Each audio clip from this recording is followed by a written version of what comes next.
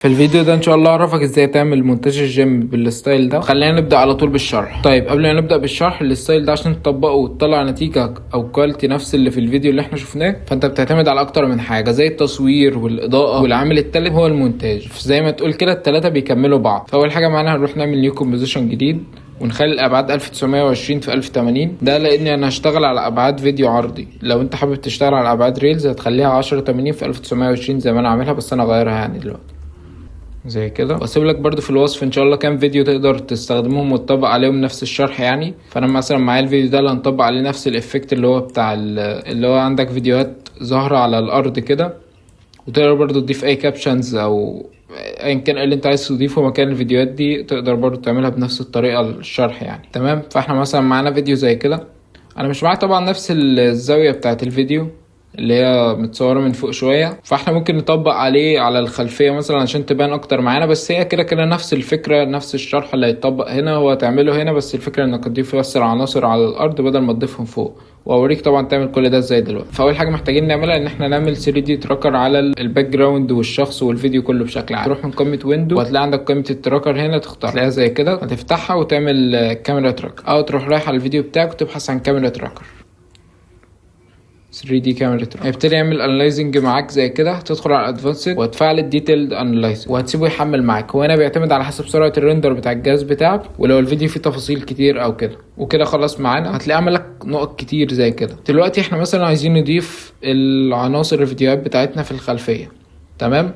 فاحنا هنروح نشوف اكتر كام نقطه ثابتين معانا واقول لك هنعمل ايه عليهم دلوقتي. فخلينا نمشي مثلا في التايم لاين زي كده. لو ملاحظين في كام نقطه يعتبر ما اختفوش، زي النقط الحمراء اللي هي هنا دي، ركزوا معاها تقريبا ثابته معظم الفيديو، وفي برضو نقط هنا ثابته. فاحنا كل اللي هنعمله هنروح محددين كام نقطه كده بالشكل ده، وهتضغط كليك يمين وعندك هنا كرييت تكست. ممكن تحط تكست على طول يعني، وممكن تعمل كرييت سوليد، وممكن تعمل كرييت نل. انا بفضل نعمل كرييت نل، والنل ده اي عنصر احنا هنضيفه عادي هنربط بيه النل. تمام. يبقى كده عمل لها نل مربوط متتبع الحركه بتاعه الخلفيه. هنروح نعمل ايه خطوه بعد كده؟ خلينا نقفل النل ونقفل الكاميرا. هنروح على الفيديو بتاعنا الاصلي، هنروح ناخد الفيديو نفسه. احنا عايزين نعزل الشخص ده عن الخلفيه. انت ممكن تستخدم افكت الموكا وممكن تستخدم الروتو براش. خلينا نعملها سريعا عادي بالروتو براش. تضغط على الفيديو ده مرتين بس. خلينا نحدد بس المده اللي احنا عايزينها، لان مش عايزين المده دي كلها وتطول معانا وقت الريندر. احنا مثلا نخليها ماشي لحد هنا كويس. نقطع من اول هنا. هتروح على الفيديو تعمله دوبليكيت. خلينا نسمي دي مثلا عزل، وده مثلا الاصلي، الفيديو الاصلي يعني. وهتدخل على العزل دي تضغط عليها ضغطتين لحد ما يفتح لك اللاير بتاعها. من فوق هنا على الروتو براش، هنا على الايكون دي تختار تحدد اول واحده اللي هي الروتو براش تول، وتبتدي تحدد على الشخص نفسه زي كده. طبعا هتلاقيه مش مظبوط معاك مثلا زي كده. هتضغط على الت وتبتدي تحدد عشان يحذف معاك الاجزاء الزياده. ممكن لو احتجت برضو تزود من البكره بتاعت الماوس نفسه. ولو عايز تحرك في الجنب تضغط سبيس وتسحب كده. هخلص انا تحديد كامل وارجع لكم. انا كده خلصت السلكت على الشخص بالكامل. في نقطه بس مهمه نسيت اقول لك عليها، ان انت لازم تبقى واقف في بدايه اللاير بتاعك، في بدايه اول الفيديو يعني بتاعك. تمام. ويفضل تكون فاتح الريزولوشن بتاعك على فول لو جهازك يستحمل يعني، عشان بس تحدد كويس. وبعد ما تخلص تضغط على كلمه فريز اللي هي تحت دي، وهتسيبه يعمل ريندر معاك. تمام كده خلص معانا. نقفل عادي قائمة اللاير دي من فوق هنا. لو جينا نخفي الفيديو الأصلي ونشوف العزل، هتلاقي العزل معمول معاك بشكل احترافي زي كده. لو لقيت الحواف بتاعت الشخص اللي انت عزلته يعني حادة شوية، انت ممكن تعدل هنا عادي من الروتو براش. لو لقيت الماسك الفيزر بس شوية هتبتدي تنعم معاك زي كده. احنا لو رحنا نشوف الفيديو الأصلي مثلا معانا زي كده، وهنا هو ضايف كام فيديو للتمارين اللي هو شارحها يعني او كده، حاططهم في بري كومبوز ومرتبهم جنب بعض. مثلا انا عايز اكرر الفيديو ده اضيفه وراه، وهتكرر ده كذا طبقه معاك. انا يعني هكتفي بفيديو واحد اكرره، وانت طبعا لو معاك اكتر من فيديو تقدر توزعهم بنفس الطريقه يعني. مثلا معانا 5 ليرات، هنفترض ان احنا عايزين نضيف 5 ليرات ورا. هتحدد ال5 ليرات زي كده وتحطهم في بري كومب لوحدهم، وهتدخل عليه زي كده، وهتبتدي ترتب مكان كل لاير معاك انت عايز يظهر ازاي، مكان كل فيديو يعني انت عايز يظهر مكانه ازاي. فمثلا خلينا نلزقهم في بعض او يكونوا جنب بعض يعني مسافة قريبة. بس خلينا نعملهم بالترتيب بقى عشان ما نتلخبطش. يعني اول واحد مثلا يجي هنا كده ويكون صغير شوية، وممكن ننسخ نفس الترانسفورم وبس نعدل يعني ناخد الترانسفورم بتاعته نروح نحطها على الباقي عشان يبقى نفس الحجم ونفس كل حاجة.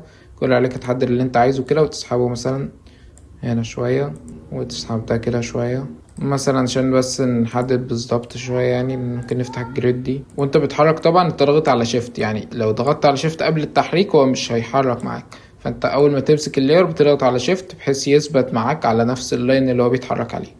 تمام، هو كفاية معانا 4. خلينا نرجع نشيل الجريد دي تاني، بقوا معانا بالشكل ده. طبعا مثلا احنا ممكن نعمل حاجة للحواف بتاعة الفيديوهات عشان ما تبقاش حادة، يعني هي ممكن ما تبانش لان الخلفية سودة، فاحنا ممكن لو غيرناها مثلا هتبان معانا. خلينا عشان بس نعرف نعدل عليهم. هتروح تضيف عليه افكت رافن ايدجز وهتعلي شوية في البوردر وتعدل الايدج تايب تخليها قط، وهتيجي عند ديليت تخليها 0 ودي هتخليها اعلى حاجة اللي هي 10. ممكن كمان نحط له حاجة زي دروب شادو على خفيف يعني، وممكن برضو تضيف له جلو خفيف على الفيديو نفسه، يعني حاجة بسيطة مثلا زي كده.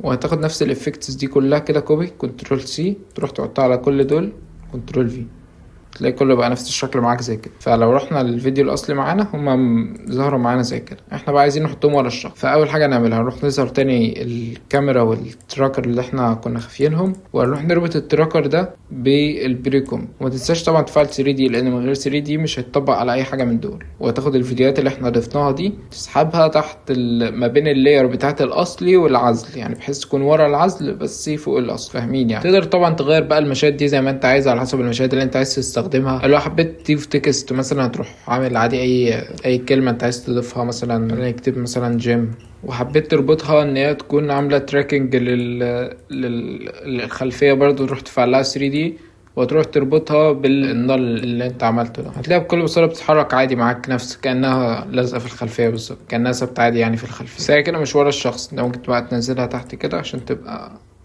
يعني زي كده. وكده زي ما قلنا المشهد تقريبا خلص معانا بشكل كبير. احنا ممكن بس نضيف لمسه، احنا نروح نعمل له انيميشن بسيط للعناصر بس اللي بتظهر ورا الفيديوهات، يعني اللي بتظهر ورا. خلينا نحذف عادي الكلمه دي بس مش عايزينها دلوقتي. نروح على الفيديو اللي هو البريكومب اللي احنا عملناه، تروح تحددهم كلهم الاربعه معانا، تضغط حرف بي من الكيبورد وتشيفت وحرف تي عشان تفتح البوزيشن والاوباس. تروح تعمل كي فريمات على كله وهتسيبهم شويه قدام زي كده مثلا، وهتيجي في البدايه هتخلي البوزيشن تحت زي كده والاوباس هتخليه 0، وهتاخد الاوباستي بس وتخليها هنا. وناخد كل واحده نعمل لها باونس من سكريبت ايا كان انت بتستخدم ايه، بتكتب سكريبت او بتستخدم بلجنز. انا مثلا بستخدم الموشن تول في الباونس، او ممكن انت تعدل عادي على فكره، مش شرط يعني ده الانيميشن بتاعهم حاجه ترجع لك. انت ممكن تعدل عادي بالجرافات تخليه سريع بطيء مثلا، بس هما كده بيظهروا كلهم معانا بشكل واحد يعني كانها صوره واحده. تروح تحدد الكي فريمز دول كلهم، تروح على سكريبت الموشن تول تلاقي عندك الخيارات زي كده. دي هتسيبها مثلا عادي زي واحد لان احنا عايزين التحكمات بتبقى قليله. هوريك زي دلوقتي هنعمل ايه، بحيث احنا عايزينهم بيترتبوا من الصغير للكبير. تروح تضغط على كلمه سيكونس تلاقيهم اتغيروا معاك شكل زي ترتيب، واحده تظهر ورا التانية زي كده. خلينا مثلا نسرع البوزيشن شويه عشان الباونس يتطبق اكتر، وممكن ناخر كمان مدتهم شويه عن بعض. يعني احنا ممكن ناخد نفس الكي فريمز التاني ونروح نعمل كمان مره يبقوا كده معانا. لو رحنا الفيديو الاصلي معانا هتلاقيه متطبق معانا بالشكل ده. طيب في هنا مشكله تانية ظهرت معانا، ان هو الفيديوهات بتظهر كانها طالعه من الارض. لا احنا عايزينها تظهر من تحت الفيديو نفسه. هندخل على البري كومب ده ونروح من فوق هنا على الكومبوزيشن، وتروح على الكومبوزيشن سيتنج تعدل الابعاد بتاعته بحيث تكون اكبر من الفيديو الاصلي اللي هو بره معاك. هما هنا معانا نفس الابعاد، فاحنا ممكن نزود عادي في الهايتس بتاعته شويه، ممكن برضو الويتس عشان لو احتاجناها. تلاقي هنا بتظهر عادي معاك من تحت، ودي النتيجه النهائيه معانا.